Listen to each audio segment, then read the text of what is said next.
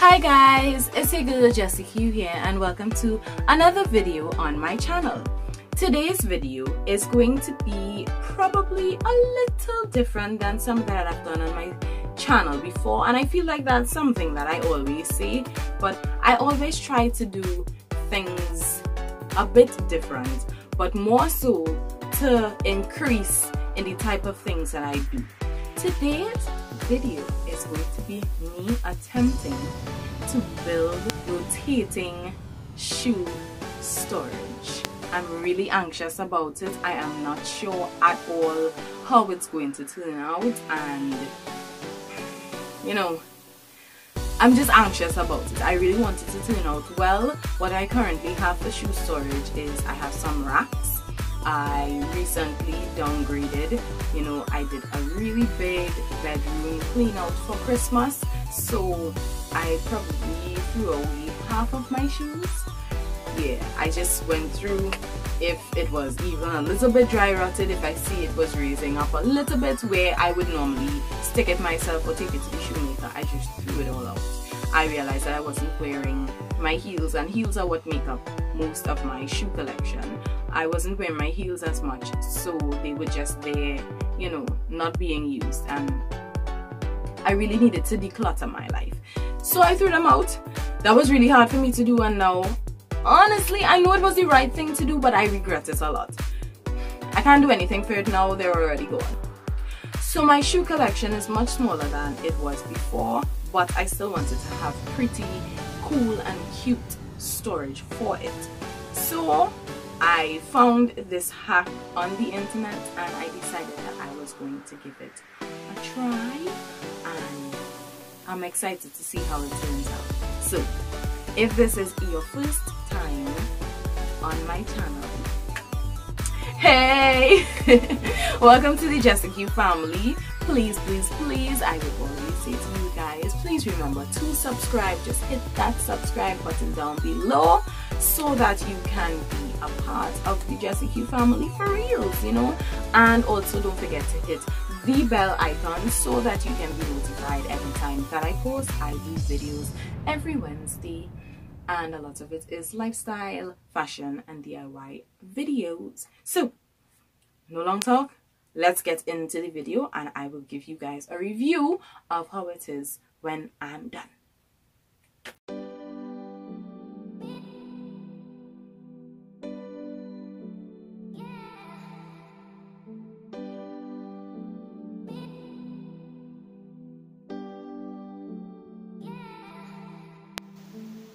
Alright guys, so we are about to start now, and I am just going to go in with my measuring tape here, and I've added a pin to the center, and that is what I've used as the pivot point. I do not have a compass, so this is a method for people who may not have a compass. This is what you can do. And I am just going to take a marker and use that to track it all the way around until I have a perfect circle. This is a really great method, as I said, for people who don't have a compass. And you just want to cut it out. I'm using here a box cutter, and you want to make sure and be very, very careful with this. I'm just going to cut out that box using the box cutter.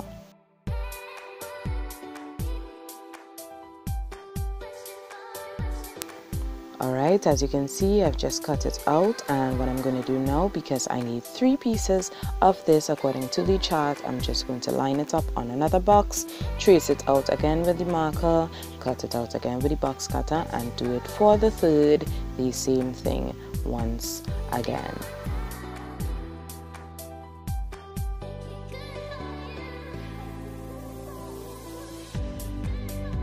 And these are my 3 pieces here, my 3 circles. These are what are going to make up the base of the shoe rack. This is just the thickness of the board I am using, but I urge you to please use thicker board or double up on the board that you are using.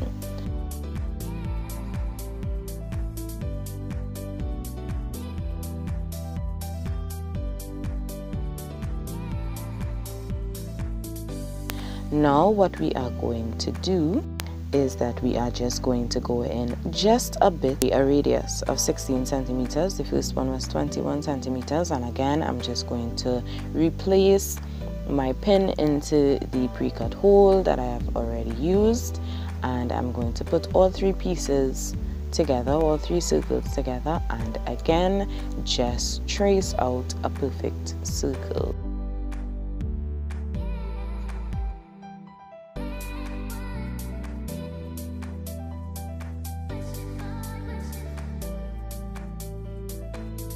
Now that I have that traced out, what I'm going to do is just take one of the marbles and I'm just going to use it to find the width of the marble, I guess, just to know how much space I need to cut out for the track that the marbles are going to pass on.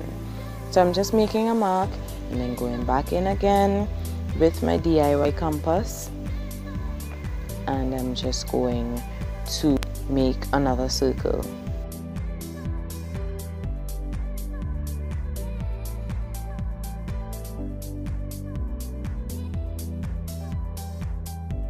Now that that is done, I am going to take my box cutter and I want to cut out that entire ring in the center, so that I would have an outer ring and an inner circle. Now that I've cut that out, I'm just going to remove it.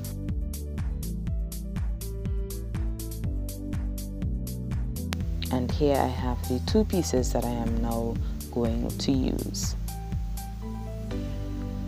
I have to take some sandpaper now, and this is a really fine grit sandpaper that I just got from the hardware store, and I just want to sand the edges of the circles, both the inner and the outer one.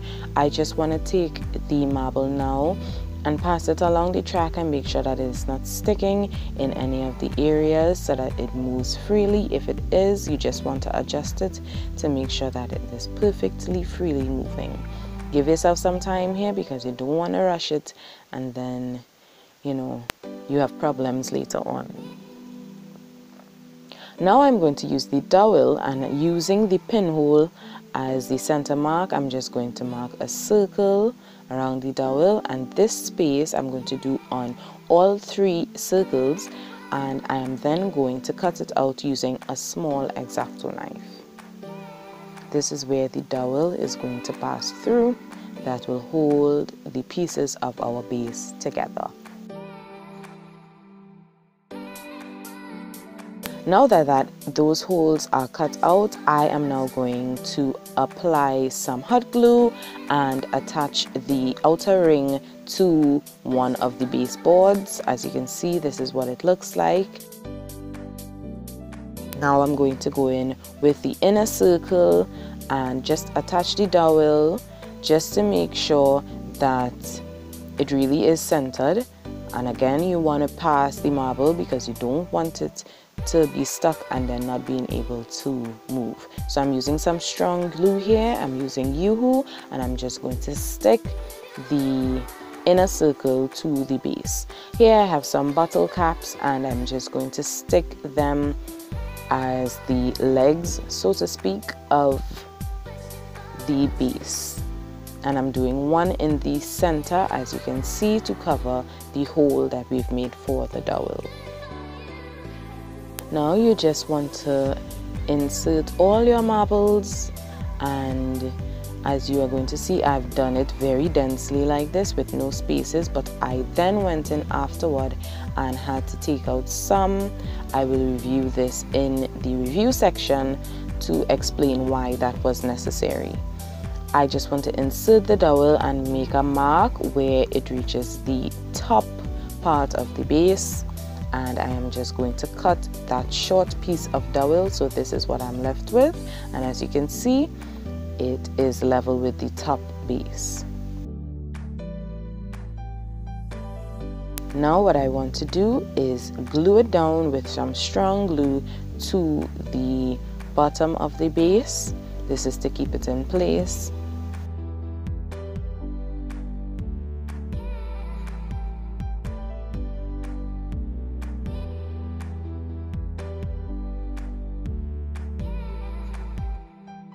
So now this is glued into place, and I'm going to reattach the top part of the base. And here I have a plastic bottle, but I suggest if you are using a plastic bottle, you use a really flat one. I had to change this out because it wasn't flat enough, but you use a flat piece of plastic and you apply some strong glue only to the dowel. Do not get any glue onto the cardboard.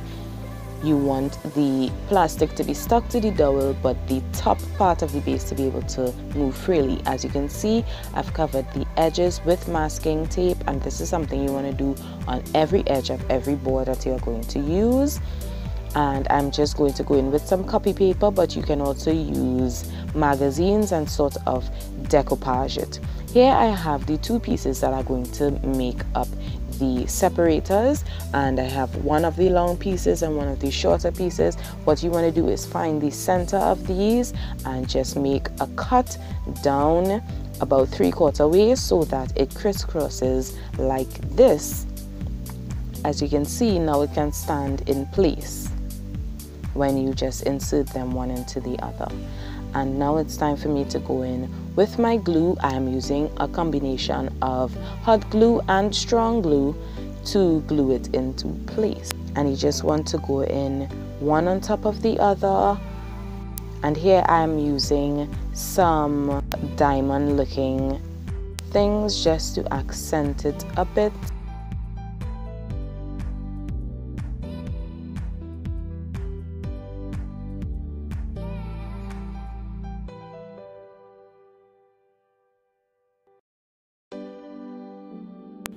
Alrighty guys, and this is what it looks like finally. I am so pleased. It looks awesome. So as you can see, all my shoes are here, and I decided to just color code it. So this row I just have all my blacks into black and white, and there's a silver one at the bottom. The sandals were just similar. I don't really own any black sandals per se, so I just put them in. And don't worry about too much about this sneaker. I didn't really have a place for it, so I just decided to leave it there. On this side are the browns into nudes, and so are the sandals and the flats that I have. And I don't know if you guys could notice, but you may be able to see that the first 3 shelves, the shoes are facing this way, and the bottom 3 shelves, the shoes are facing that way. That was a bit of a mistake that I made when assembling it, but actually I am pretty happy with that mistake, and I think it came out really well. So I like that, you know, it off balances it a bit and it gives it some direction to it, so it's not the entire thing just facing in one direction. So I would say it was a pleasant surprise. So let me just give it a turn so that you all can see what it looks like.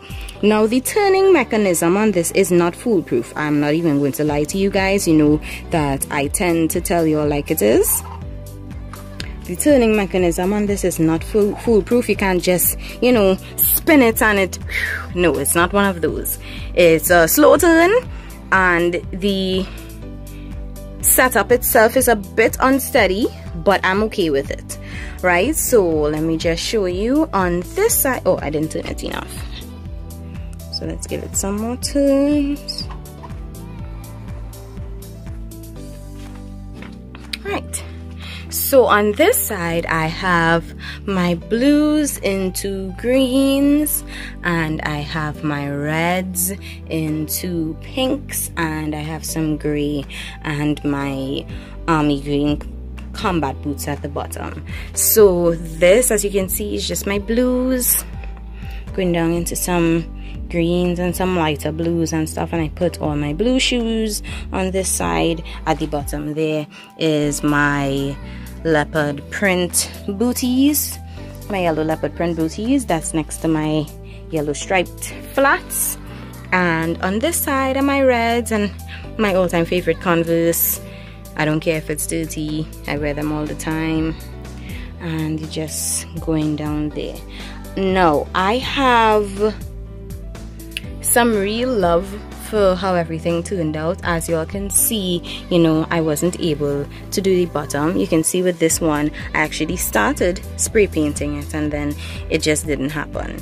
So the undersides of all of these are still brown, and I'll probably go back and retouch that in the future. But for now, I am pleased with how it came out, and I think it looks well. So it's a bit rickety. In my final thoughts, I will give you all, you know, my honest review of this and what I would do differently and what you should do differently. So we'll touch all of that, but I just wanted you to see, you know, what I was talking about when I get to that point, you know. You can see some of them off-centered, like that one, you know, and we'll talk about all of this. We'll discuss all of this. But this is what it looks like, and it turns and it holds all my shoes, which I am really, really grateful for. Alright guys, so that was the tutorial. And by the way, I forgot to mention that we're in my bedroom today. You know, I'm just sitting in front of my closet. I think because, you know, I did a bit of cleaning up in my room, it just feels a lot more open and airy and spacious. So I just decided to give it a try in my bedroom today. You guys can tell me if you like this setup. If you think I should do more videos here, just let me know in the comment section below what you think of me doing videos here. I usually only do fashion videos here if I need to do some sort of reveal or haul or something. But if you all don't mind, you know, the background of my closet curtains, you know, y'all can let me know. Right, so let's get into the review of this process. I think it was a really good effort. I think I really gave it a good try. However, I can see where I went wrong. So let me just highlight some of the things that I did. I was following another article about how to build this or whatever, and I didn't follow the measurements to a T, right? So I went a little bigger with the measurements that I decided to use. I don't think that was a bad idea. I like that I could have gotten to fit 2 pairs of shoes on each shelf, as opposed to the tutorial that I was following where you can have only fitted 1 pair of shoes on each shelf. So that was good because I obviously have more shoes, and I had intended on doing it much higher, but my bedroom is below the ground, you know, it's kind of under. So the rest of my apartment is at a higher level, and then you step down into my bedroom. That means that the ceiling height is really low, and as it is, the height of the shelf now is the same height of me. You know, we're the same height. So I wouldn't have been able to add that final shelf even if I wanted to. So it was really good to know that I can still be able to fit all my shoes on it, and I think I have, you know, 1 or 2 spaces for new stuff, you know. I think that was a positive, but you should probably stick to the sizing, just because I was using the front face of the boxes that I had, the biggest face, and when I cut it, I just decided to leave it at that size. However, most of the boxes were the same size, and there was one that was slightly smaller, so there is a shelf or 2 that is slightly smaller in the footprint of it than the rest of them. It doesn't really bother me, but I know that, you know, sometimes I tend to just, you know, it doesn't bother me and just leave it like that. And I know for other people that could be a thing. So I just want to let you guys know it would probably be better to get all of them at the same size, you know, for uniformity's sake. Secondly, the cardboard that I used was not thick enough. It was supposed to be really thick cardboard, and I thought it was, but it wasn't. In hindsight, what I should have done when using that type of cardboard was probably double it. However, I did not have enough boxes to be able to double it. So I am stuck with what I'm stuck with, but as I said, it doesn't really bother me. But I'm just trying to be objective with this review. Thirdly, the turning mechanism at the bottom of it is a bit wonky, And the reason for that is because the cardboard isn't thick enough. So as you all would have seen, it turns on marbles, and the marbles are in a pit sort of cut out from the cardboard. But because it isn't deep enough, the marbles are easily coming out. You know, it was initially filled with marbles with no spaces. Now there are big gaps, there are big spaces, and I realized that it works a little bit better that way in terms of the marbles coming out. However, that isn't how it was supposed to be.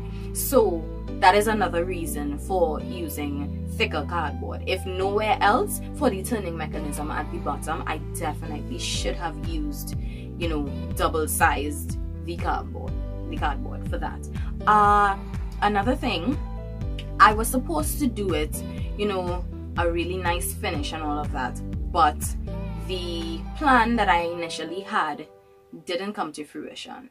And then it was, you know, problem solving mode that I went into to try and figure out, okay, that plan didn't work, what am I going to do now, you know? And what I ended up with is definitely not a professional look, and I really did try to salvage it. I ended up adding some masking tape to all the edges, which is what you're supposed to do, by the way. That is not a step to skip. You really should finish it off with masking tape before you do your final finishes. So if you are going to do contact paper or gift paper or paint it or whatever, you should finish the edges with masking tape just to make sure that it's smooth. So I'm glad that I did that. However, my finish was to use spray paint, and I used white spray paint, and I realized that I wasn't getting the finish from it that I wanted to get. So, you know, it really wasn't the best option. However, that is what I had, so that is what I ended up using. I would probably go back in at another time because I intend on keeping it, to be honest. All these critiques that I have of the process, I do intend on keeping it and on using it. My shoes are there, and I love the way that it came out regardless of all the problems that I had, so I do intend on keeping it. I would probably purchase some really cute contact paper or gift paper or something, or maybe something a little thicker if I can get, just to add to, you know, add some rigidity and some strength to it, because it isn't that strong. One of the issues that I had is that I ran out of glue, so this ended up taking 2 days when it was only supposed to take 1 day. I ended up running out of glue, and then I had to get glue, and then it was a really stressful process. I am not even going to lie to you guys. I know a lot of the times I say this is easy, this is an easy simple DIY. This one wasn't. It wasn't the most difficult, but the prep for this, I know I kept the video sort of concise, you know, just giving you all instructions, this is what to do, and then next clip, you know, I've done it, we're moving on to the next step.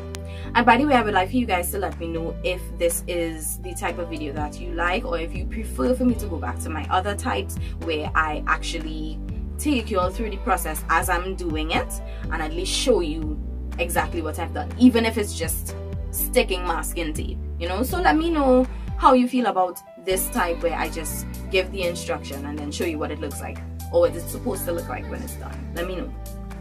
Yes, so I would probably be doing some sort of covering over it afterwards, you know, sometime. The contact paper that I like, I really like marble contact paper, and I haven't been able to find it in Trinidad, so I'll probably have to order it from Amazon. That's going to take a while, so, you know, whenever that comes in, it comes in, but I am comfortable with using it now.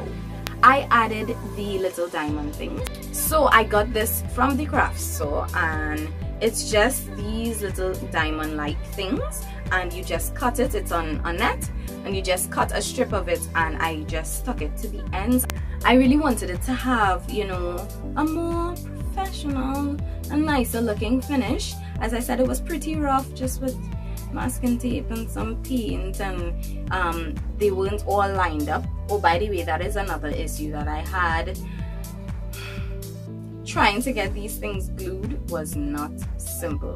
So I see the issues that I have with it, but they don't bother me. I am going to make another one of this, a much smaller version for my business to be able to showcase my stitch techniques, right? And I would probably do a way more professional looking one, because obviously, you know, everyone has to see this. The one that's in my bedroom, only I have to see it, you know, I'm fine with that. And it was the first attempt at it. So I'll be doing another one, and I'll probably share it on my Instagram or something, so you guys can follow me on Instagram just to be able to see that. Shameless plug. But yeah, I would do another one just to make sure that it lines up properly and it works the way that it's supposed to work, and it's as strong as it's supposed to be, you know, all that. But I really wanted to share what I did today just as, you know, the basis of what it could be, the potential that it has. It really is a wonderful idea, and if you guys take the points that I've made in this review of it into consideration, you would be able to make a much better one than I did, right? It works, it does work, it rotates and everything, it holds all my shoes, it's still standing, it's strong. It could just be better. So if you guys take my review into consideration, you would be able to do that. I would like to give a special shout out and thank you very much to my mommy for providing some of the supplies, especially when I ran out of glue and stuff. She came to the rescue and she was able to bring some for me, and she also helped me a little bit with some of the gluing and the painting and all of that, and she kept me company on the second day of doing this, which I think I really needed. Also, a special thanks to Rommel, who provided all these boxes for me to be able to do this DIY. You know, I really needed to get a lot of boxes, and I just called him up and he was able to provide these boxes for me. So thank you to Rommel and Mommy for helping make this happen. You guys are the best. Okay guys, thank you so much for checking out today's video. I hope that you really enjoyed it. Regardless of everything, I really did enjoy making this. You know, it was a time for me to just let loose and let the creativity flow. You know, it was a lot of problem solving and stuff with this DIY, but I'm all about that. I love that. So thank you for checking this out, and as always, do not forget to check out the Jessie Q website, where I will be posting some detailed step-by-step instructions of how I was able to achieve this. So that is jessieq.co, and also feel free to check out my stitched website, that is at stitchshoptt.com. that is my design website where you can shop and browse and all of that and get into contact with me. Thank you guys so much for checking out this video, and I hope to see you on another one. I love you guys. Namaste.